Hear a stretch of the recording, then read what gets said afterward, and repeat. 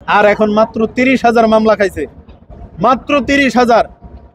3,000 জামিন পাইছে, 30,000 হইয়া আপনারা নাই হয়ে গেছেন বাংলাদেশের রাজনীতি থেকে। জুলাই গণঅভ্যুত্থানের পরবর্তী সময়ে সংস্কার কমিশনের যে বৈঠক, সেই বৈঠকে আমরা কথা বলেছি এবং আমরা বলেছি গণভোট হতে পারে। এটাও হতে পারে যে জাতীয় সরকার নির্বাচন এবং গণভোট দুইটা একই দিনে হতে পারে। না হয় আমরা নির্বাচনের পরে সিদ্ধান্ত নিব সকলে মিলে গণভোট কবে হবে। তো সেই জায়গা থেকে সরকার বাহাদুর যেহেতু ঘোষণা দিয়েছেন জাতীয় সরকার নির্বাচন এবং জুলাইয়ের যে গণভোট নির্বাচন দুইটা একই দিনই হবে, আমরা সেই ক্ষেত্রে সরকার প্রধানকে ধন্যবাদ জানাই। যুগ উপযোগী এবং সময় উপযোগী একটা সিদ্ধান্ত নিয়েছেন। এই সিদ্ধান্তের প্রতি আমজনতার দলের তরফ থেকে আমি বলছি আমাদের সম্মতি রয়েছে এবং আমরা সরকারকে সুষ্ঠু পরিবেশে নির্বাচন করবার জন্য সর্বোচ্চ সহযোগিতা করে যাব। আমরা এই ঘোষণা দিচ্ছি।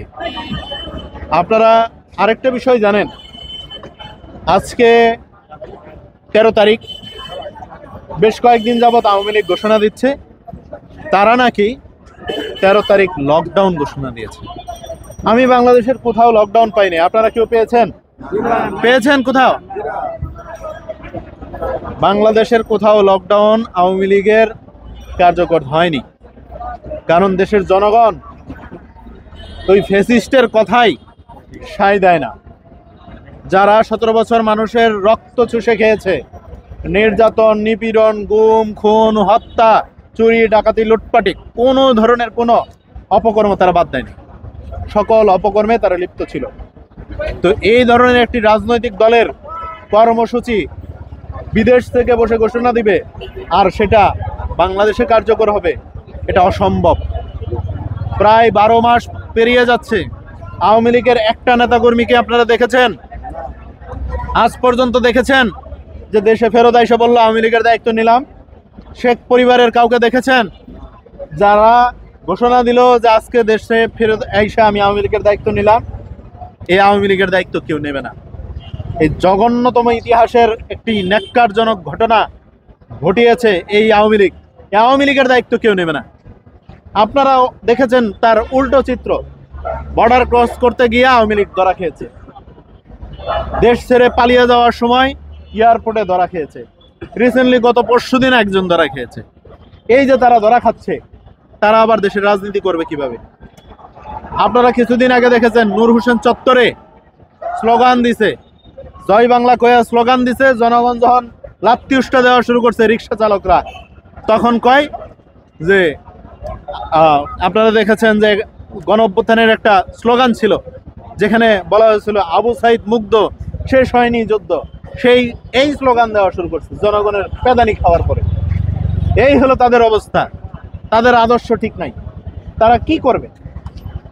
কাজেই তাদের এই যে পরিস্থিতি এবং তারা দেশের জনগণ শান্তিপ্রিয় মানুষদেরকে আরো উত্তক্ত করার চেষ্টা করছে।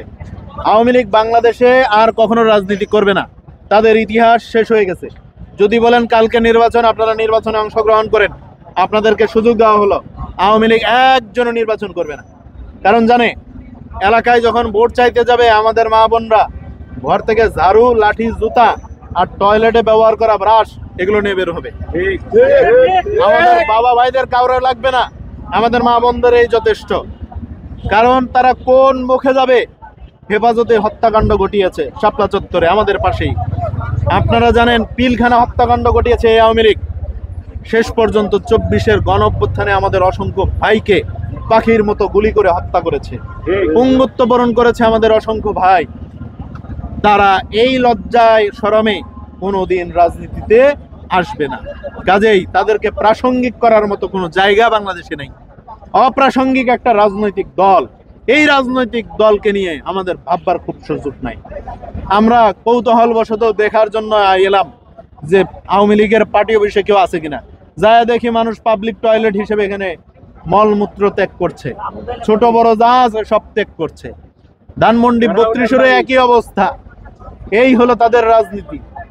ইন্ডিয়ায় বসে শেখ হাসিনা লাইভ করে, ওবায়দুল কাদের কোথায় কোনো এক গুপ্ত জায়গা থেকে একটা ভিডিও বার্তা দেয়, ছাত্রলীগের এনান, সাদ্দাম এরা গোপন জায়গা থেকে গুপ্ত বার্তা দেয়।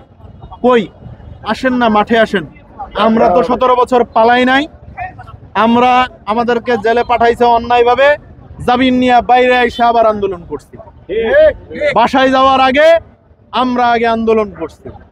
আমাদের বাসা ছিল প্রেস ক্লাব, আমাদের বাসা ছিল রাজপথ, আমাদের বাসা ছিল শাহবাগ, আমাদের বাসা ছিল পল্টন মোড়। বাংলাদেশের প্রত্যেকটা রাস্তা ঘাট ছিল আমাদের বাসা। আমরা বাসায় ফেরত যাইনি। কিন্তু আপনারা কোথায় পালিয়ে গেলেন? কিসের রাজনীতি করতে চান আপনারা বাংলাদেশে? কোথায়? আমরা বাংলাদেশের মানুষ যারা রাজনৈতিক কর্মী ছিলাম, প্রায় 1.5 লাখ 2 লাখ গ্রেপ্তার ছিলাম, মামলার আসামি ছিলাম, জামিনে ছিলাম। আর এখন মাত্র 30,000 মামলা খাইছে, মাত্র 30,000। 3,000 জামিন পাইছে, 30,000 হইয়া আপনারা নাই হয়ে গেছেন বাংলাদেশের রাজনীতি থেকে। আপনারাও স্বপ্ন দেখেন আবার রাজনীতি করবেন। আওয়ামী লীগ বাংলাদেশের রাজনীতিতে অপ্রাসঙ্গিক একটা বিষয়।